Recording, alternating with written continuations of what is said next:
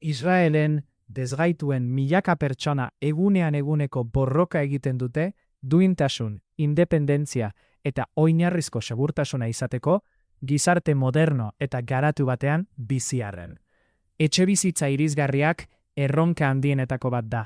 Alokairu laguntzak prezioen igoerei eutsi ez dietelako, eta horrek desgaitasunak dituzten pertsona asko egokitu ez diren edo segurtasun falta duten egoeretan preso utzten ditu.